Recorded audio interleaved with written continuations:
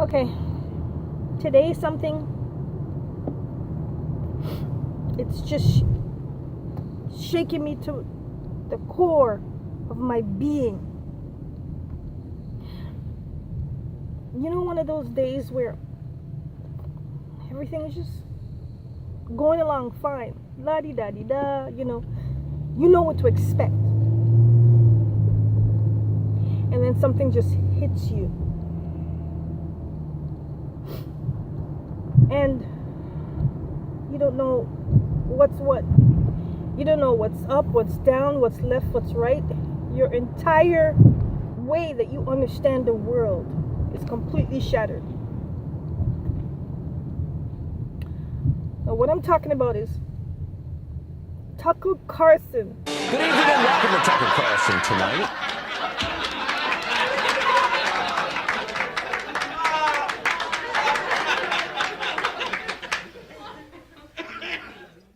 Tucker Carlson. Good evening and welcome to Tucker Carlson tonight. Leaders on both Fox sides of the aisle in News, Congress, in the media, in our intelligence services, talking in about virtually every Syria. overfunded think tank in Washington, have suddenly aligned tonight on a single point of agreement. Point. He made sense. He was accurate to the geopolitical climate of the world.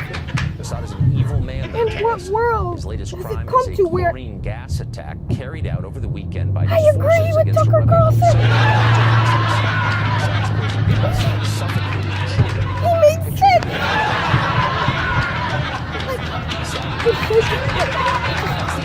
Tucker Carlson? What I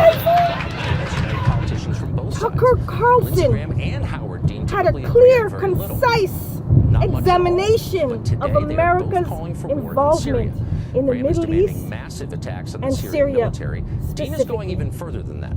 On Twitter, He had called points, the he had president, facts, quote, he a had wimp names, he for was merely pulling sending receipts thousands left of and troops right. and What do I launching do tons of with bombs at myself? Syria.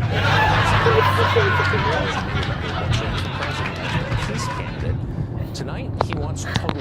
Good evening and welcome to Tucker Carlson tonight. Leaders on both sides of the aisle in Congress, in the media, in our intelligence services, in virtually every overfunded think tank in Washington, have suddenly aligned tonight on a single point of agreement. America must go to war in Syria immediately. Bashar al-Assad cannot continue to lead that country. He must be overthrown. Assad is an evil man, they tell us. His latest crime is a chlorine gas attack carried out over the weekend by his forces against a rebel-held suburb of Damascus. Assad's poison gas suffocated children. Pictures of the aftermath of that are all over the internet, and they are horrifying. Assad is a monster. That's the official story. Almost everyone in power claims to believe it. The push to war in Syria, by the way, has united politicians from both sides. Lindsey Graham and Howard Dean typically agree on very little. Not much at all. But today, they are both calling for war in Syria. Graham is demanding massive attacks on the Syrian military. Dean is going even further than that. On Twitter, he called the president, quote, a wimp for merely sending thousands of troops and launching tons of bombs at Syria. That's not enough for Howard Dean, who, as you may remember, once ran for president as the peace candidate. Tonight, he wants total war in Syria. Television pundits, of course, strongly agree. This morning, the foreign policy team over on MSNBC explained that it's far more important for American troops to fight in Syria than it is to secure our own border here in America. Watch. There's no question that now, all these years later, it is Donald Trump's challenge. He has to take action. He's spoken to Macron. What he ought to do is a coordinated action. There has to be a comprehensive response.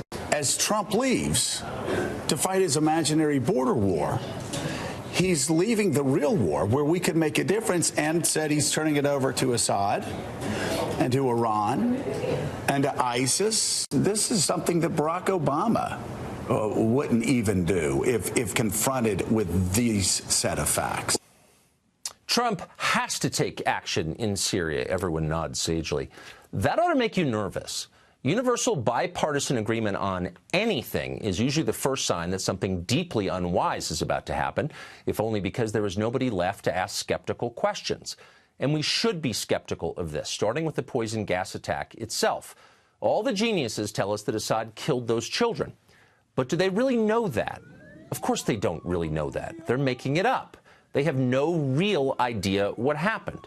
Actually, both sides in the Syrian civil war possess chemical weapons. How would it benefit Assad using chlorine gas last weekend? Well, it wouldn't. Assad's forces had been winning the war in Syria. The administration just announced its plans to pull American troops out of Syria, having vanquished ISIS.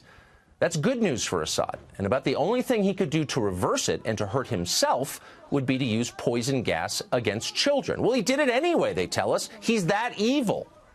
Please. Keep in mind, this is the same story they told us last April. Do you remember that? It was almost exactly a year ago.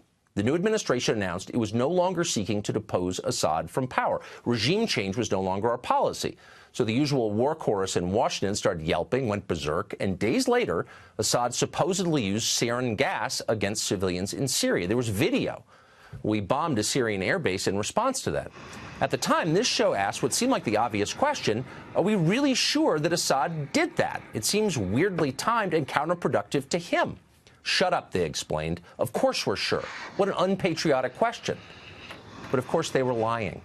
2 months ago, the Secretary of Defense admitted that actually we still have no proof that Assad used sarin gas last year. The story, it turns out, was propaganda. It was designed to manipulate Americans, just like so much of what they say. We've seen this movie before, and we know how it ends. But just for the sake of argument, let's assume they're not lying this time. Let's assume Assad did just use chlorine gas against kids. He's perfectly capable of that, by the way, not defending his moral character. Let's say he did do it. Would that be worth starting a new war over? Overthrowing Assad's regime in Syria would result in chaos. Many thousands would die. In fact, we might likely see the genocide of one of the last remaining Christian communities in the Middle East, and we ought to care about that.